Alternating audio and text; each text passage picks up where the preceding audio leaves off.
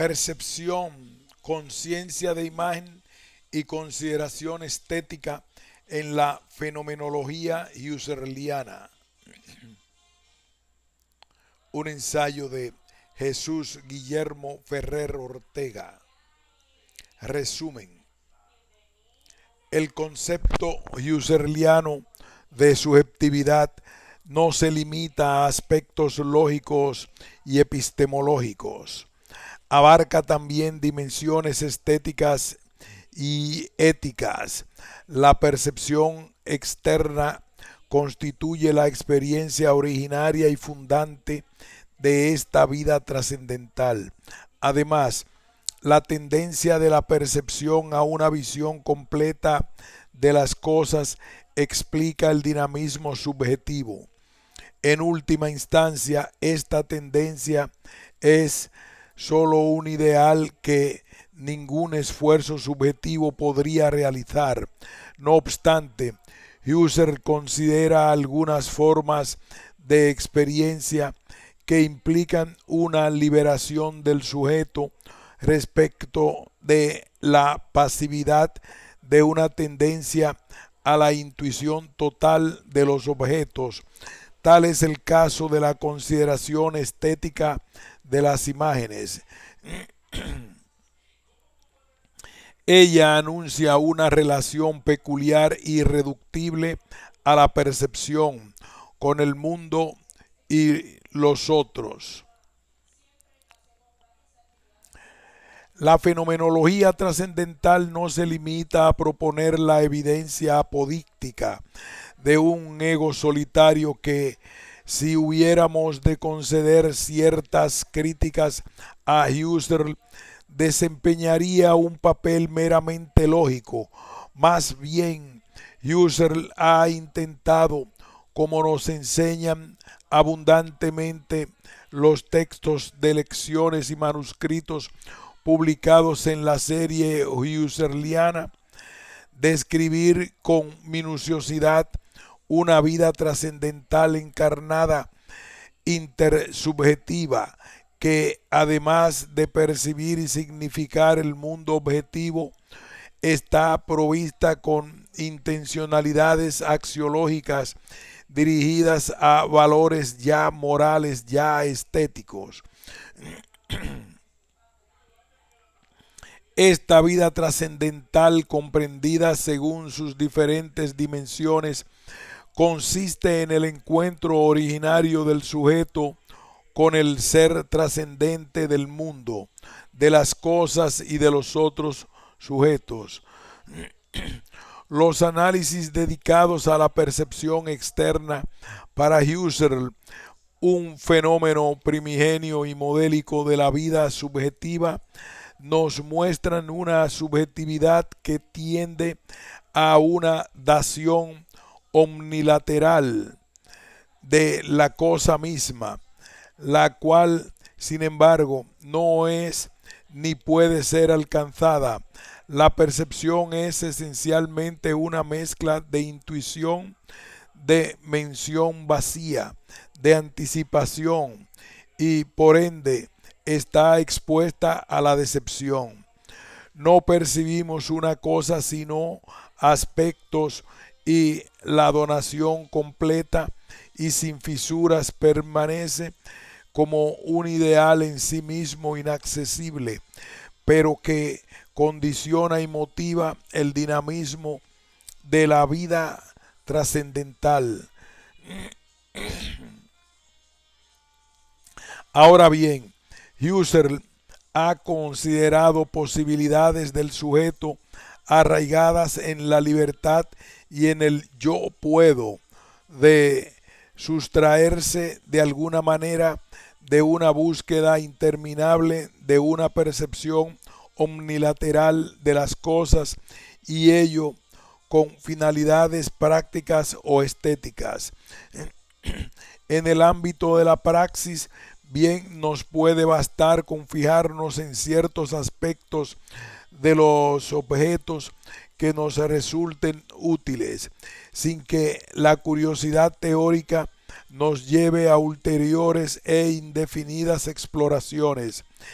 En en el ámbito estético nos topamos con una serie de fenómenos fundantes del goce ante una obra de arte, los cuales son índice de una posibilidad de liberación del sujeto respecto del proceso indefinido de la percepción.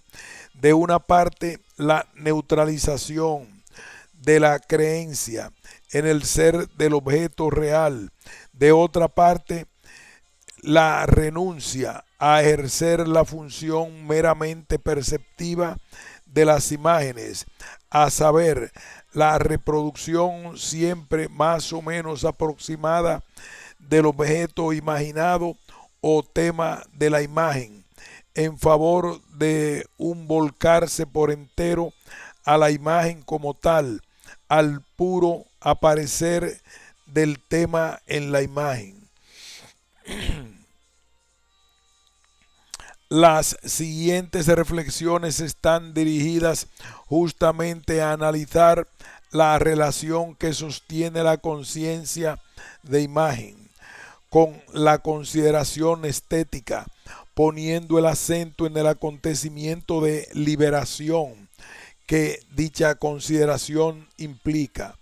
Rasgos esenciales de la percepción externa. Percepción externa como movimiento hacia la trascendencia.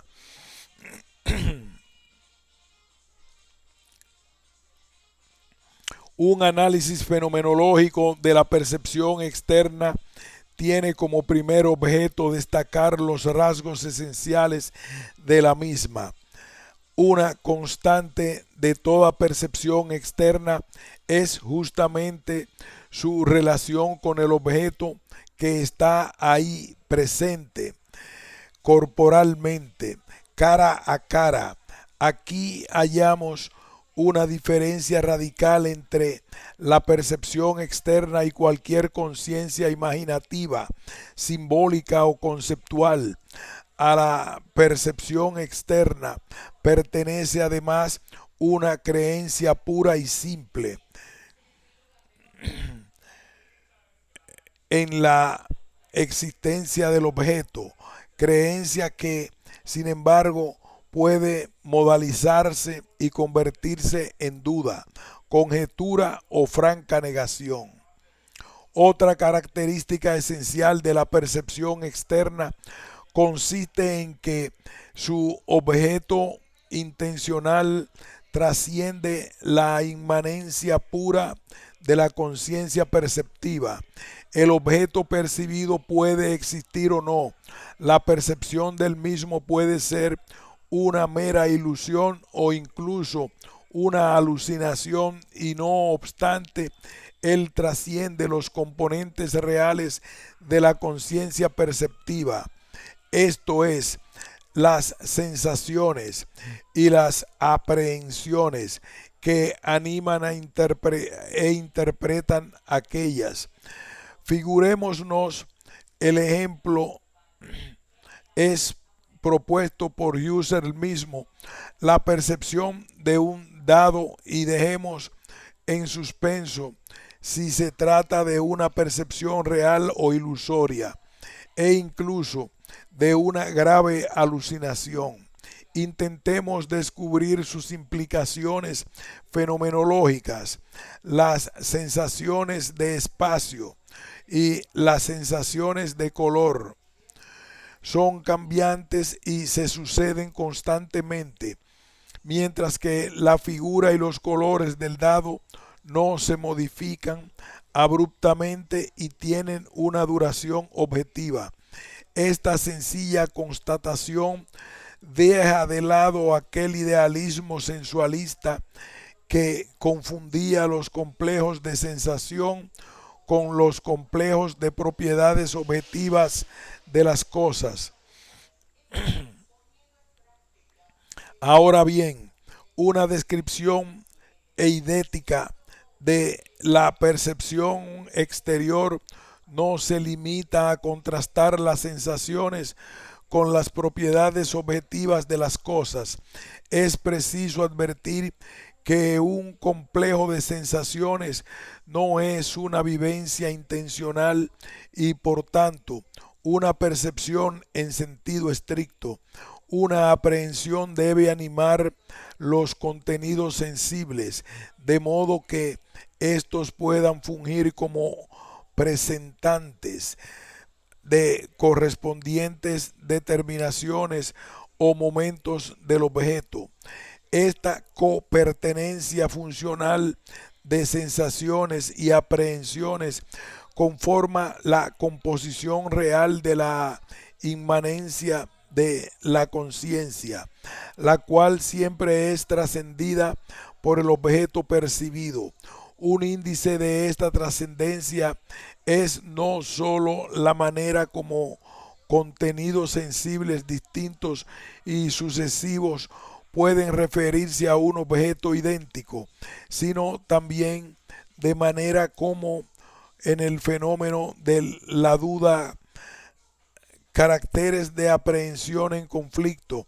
Pensemos en un ejemplo frecuente en Husserl, a saber, las aprehensiones discordantes, figura de ser a hombre, no pierden su referencia a un mismo objeto cuya determinación específica está en el aire, por así decirlo.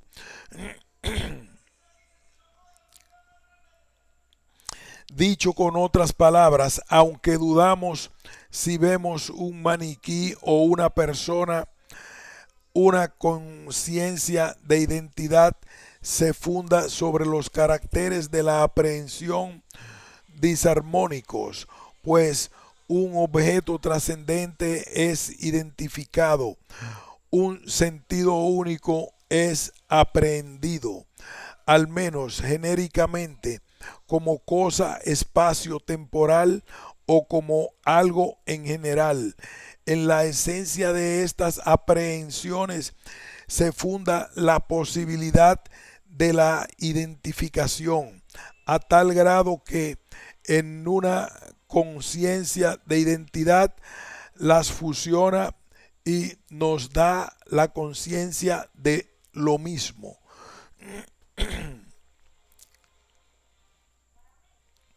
La duda presupone un cierto fondo de acuerdo, de armonía fundamental de la, de la experiencia, el cual posibilita la constitución de un sentido idéntico que trasciende toda relatividad subjetiva. La percepción externa, puesto que esencialmente está relacionada intencionalmente con un objeto trascendente, admite ser caracterizada como transeúnte. Husserl pone el acento así, no en dos polos opuestos artificialmente, como si la percepción cruzara un puente tendido entre la res cogitans y la res extensa, sino en una inmanencia subjetiva que esencialmente es un autotrascenderse. La estructura real de la percepción de aprehensiones solo es concebible como un dinamismo, como punto de partida de un movimiento hacia la trascendencia de las cosas y del mundo como horizonte de todos los horizontes.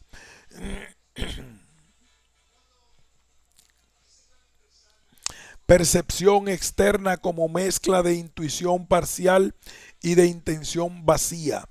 Es necesario eliminar una potencial fuente de errores.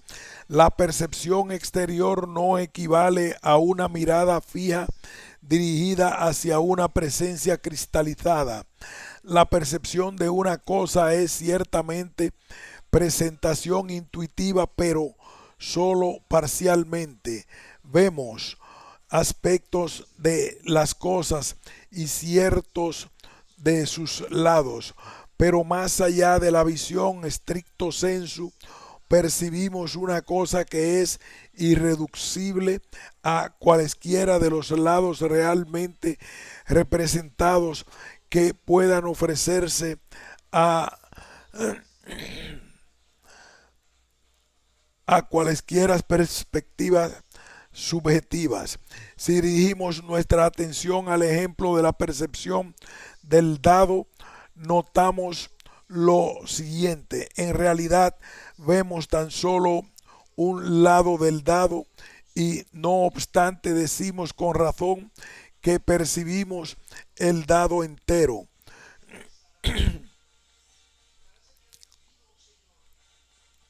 Este objeto percibido, visto, es más que las propiedades modélicas de las cuales se dice que son vistas en sentido estricto.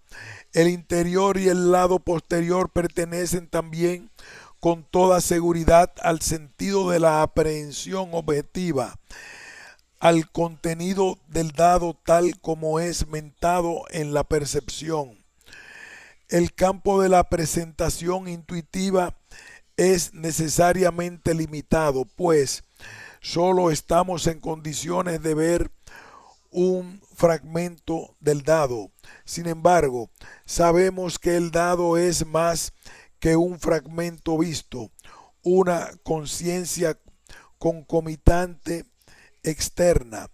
Esta desborda, por tanto, cualquier mera visión. La percepción externa bien puede ser caracterizada como presentación intuitiva, pero es también intención simbólica, expectativa, anticipación, tendencia potencial. Mencionamos diversos términos de los cuales se ha valido Husserl para caracterizar los horizontes de intención vacía que son parte estructural de la percepción. La diferencia entre los términos es indicativa de cambios de acento y de matices profundos en distintas etapas de la fenomenología husserliana.